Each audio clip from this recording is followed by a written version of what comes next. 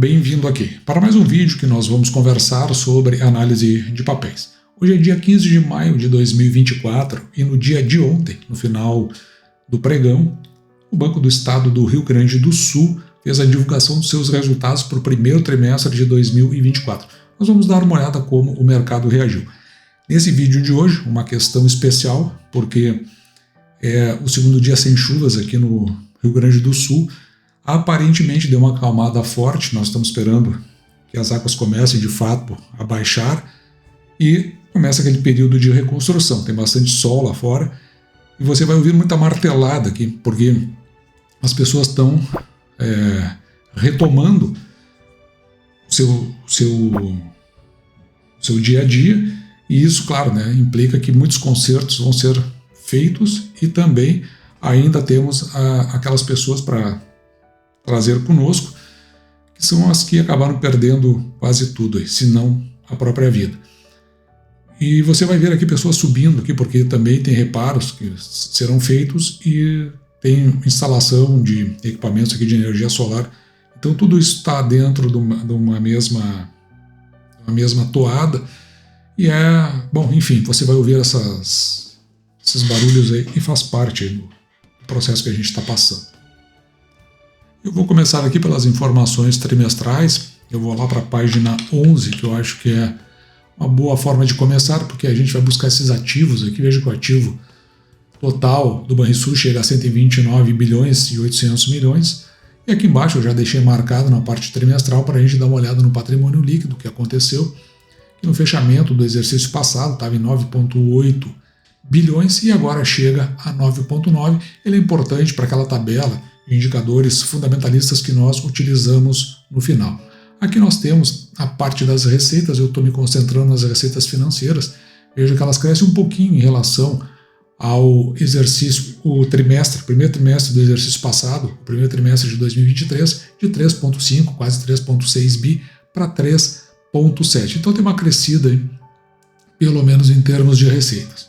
A gente não vai aprofundar muito os fatos que podem ter acontecido, mas veja que no caso do lucro líquido, na realidade tem um decréscimo. Se no primeiro trimestre de 2023 estava em 191,5 milhões, agora chega a 183,5, uma queda interessante, porque eu achava que isso aí ia impactar o mercado do ponto de vista da sua ação, mas parece que não foi isso que aconteceu. Eu estive olhando aqui nas demonstrações financeiras consolidadas, que é aquele mesmo documento que nós vimos lá, só que agora sob o formato de relatório. Então é uma série de leitura que a administração ela vai fazendo. E quando chegou nessa parte, assim, o que eu vi de relevante? É que tudo reporta ao fechamento do primeiro trimestre. Então o estado do Rio Grande do Sul, a atividade econômica apresentou crescimento lá de 1,7% em 23, no exercício como um todo, o que representou 5,9% do PIB nacional, etc. E tal. Tem uma série de considerações aqui, me parece que elas são interessantes, mas elas podem estar indo por água abaixo, porque nada do que aconteceu nesse mês de maio para cá, que foi a grande catástrofe aqui do Rio Grande do Sul, nada está nesse relatório.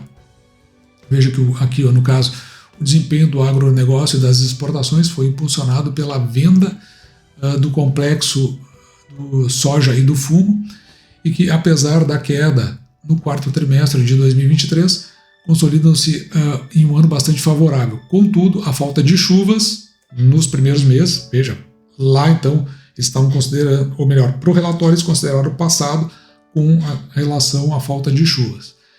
E os excessos no trecho final de 2023 limitaram a recuperação da produção agrícola gaúcha. Isso aí, então, ele está falando lá para trás.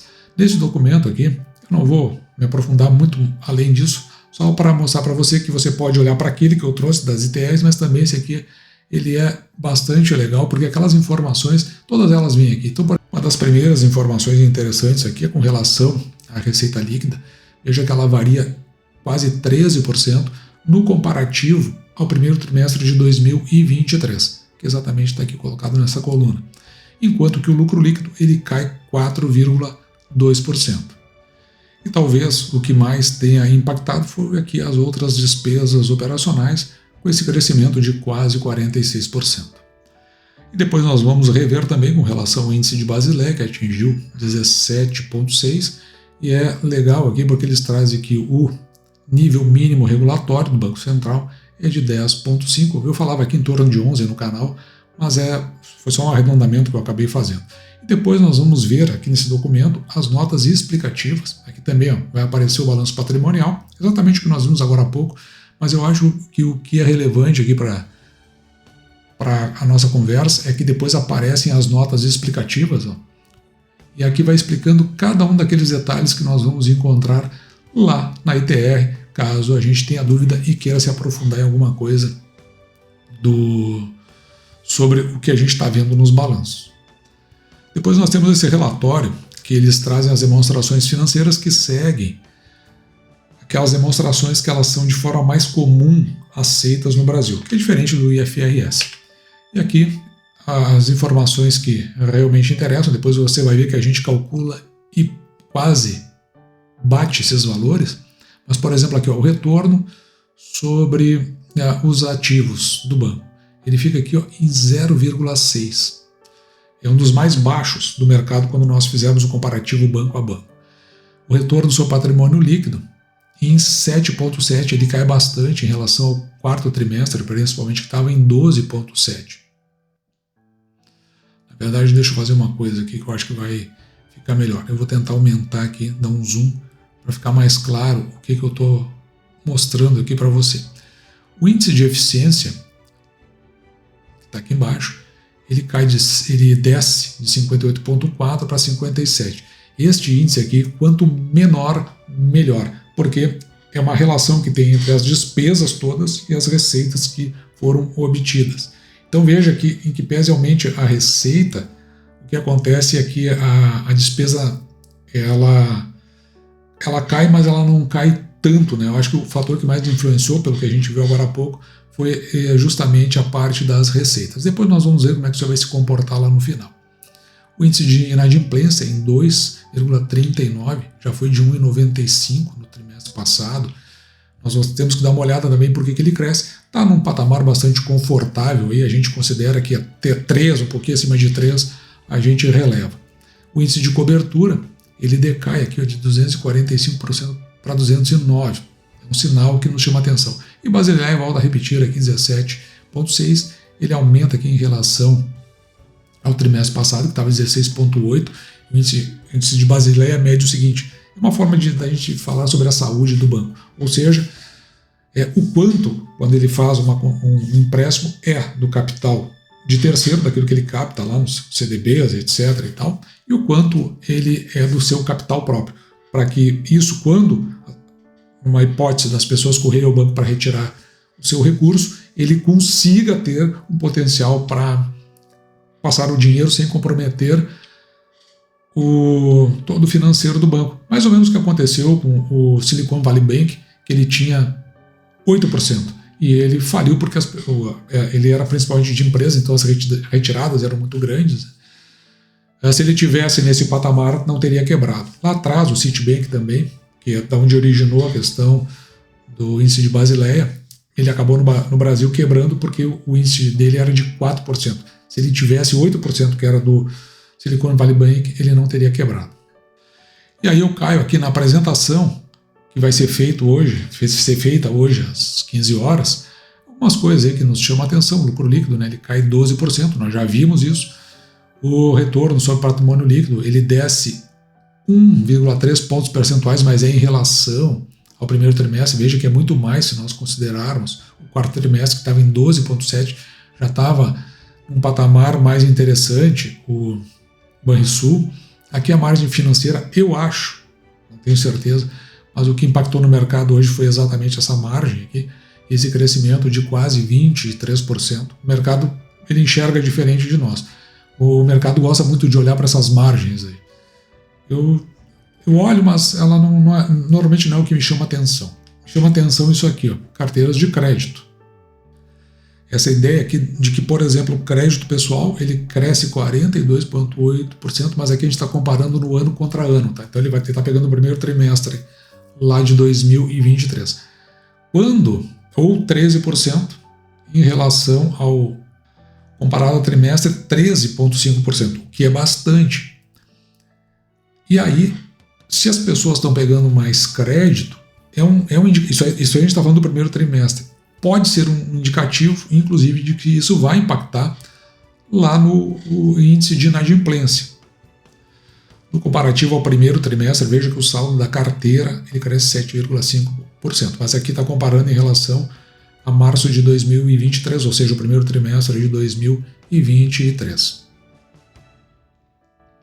Veja que daí o índice de inadimplência, esse que está mais aqui embaixo, que é o índice de inadimplência das pessoas físicas, ele sobe, ele vai bater em 2.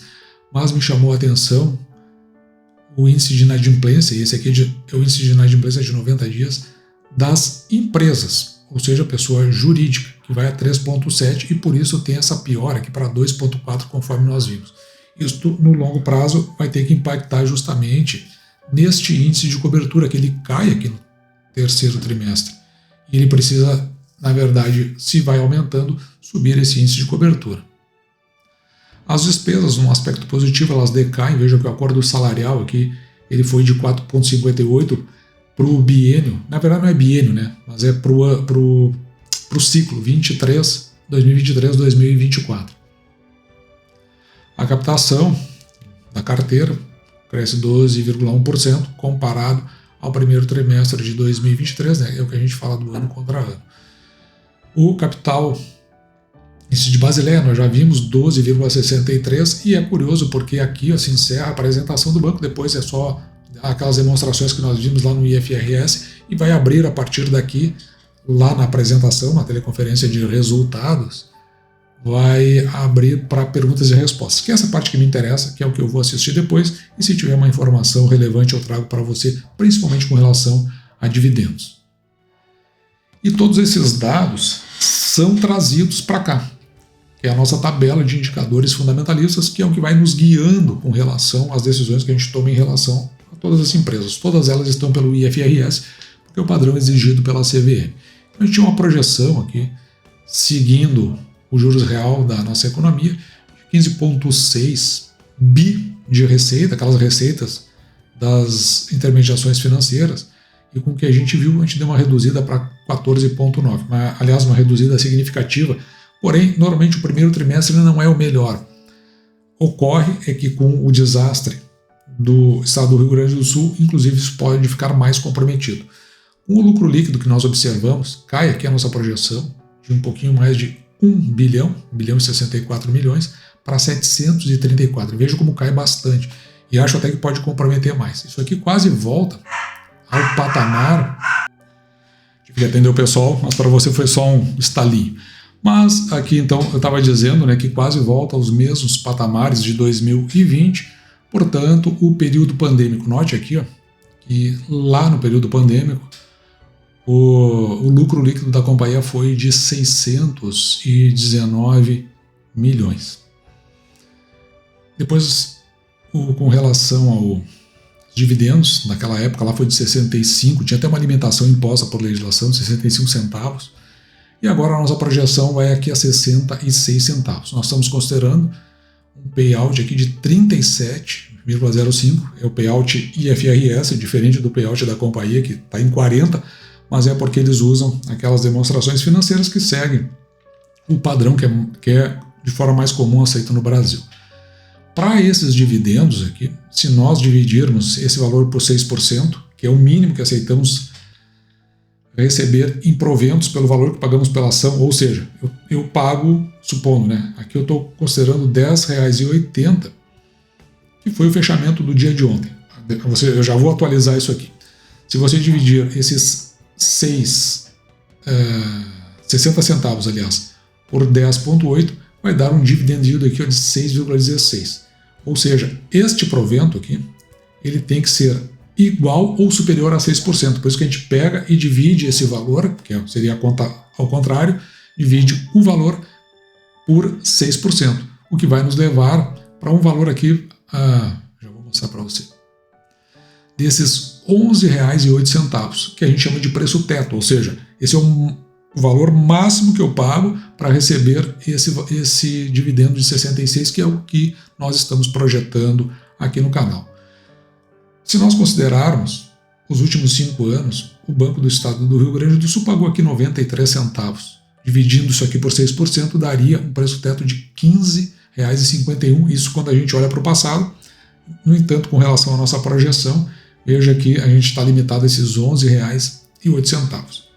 Quando eu faço as compras, eu mostro por que às vezes eu posso desrespeitar um pouquinho aqui, mas o maior deles eu nunca desrespeito, exatamente para me assegurar lá na frente que, em termos de proventos, eu vou receber no mínimo 6%. Note que nesse exato momento que eu estou gravando o vídeo, agora são 11 horas e 20 minutos mais ou menos, o preço da ação está cotada a R$ 11,12. E ela já teve cotada a R$ 11,35, chegou a subir mais de 5% no dia. E mais uma interrupção, mas eu vou ver se eu consigo voltar da onde eu tinha parado.